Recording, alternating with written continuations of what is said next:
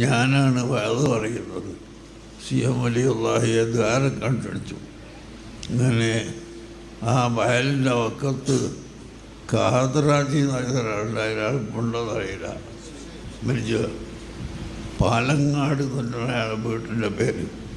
അവിടെ ഭക്ഷണം കഴിക്കാൻ ഞങ്ങൾ രണ്ടാളും ഒരുമിച്ച് കൂടി ഭക്ഷണം കഴിച്ചിട്ട് അങ്ങനെ അവിടുന്ന് വയലിൻ്റെ സദസ്സിലേക്ക് കടന്നു വരിക.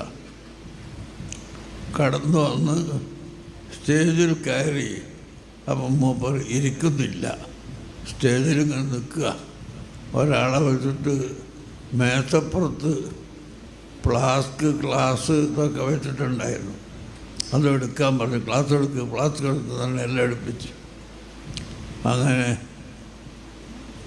മദീന മുനവ്വറയിലെ റൗള ഷരീഫിൻ്റെ ഫോട്ടോ ഉള്ള ഒരു മുസല്ല ആ മേശമ്പൽ വിരിച്ചിട്ട് അതിൻ്റെ മുകളിലായിരുന്നു ഈ ഫ്ലാസ്കും ക്ലാസ്സും ഒക്കെ വെച്ചത്.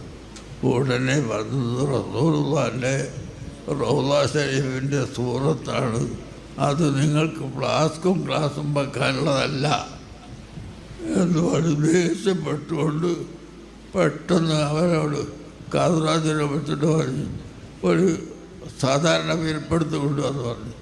അയാൾ ഓടിപ്പോയി വീട്ടിൽ പോയിട്ട് നല്ലൊരു വിരിപ്പെടുത്ത് കൊണ്ടുവന്ന് മേശപ്പുറത്ത് വിരിച്ചതിൻ്റെ ശേഷം ഇനിയൊന്ന ഫ്ലാസ്കോ ക്ലാസ്സോ ബഡിയോ എന്ത് വേണമെങ്കിലും വെച്ചോ എന്ന് പറഞ്ഞു. അങ്ങനെ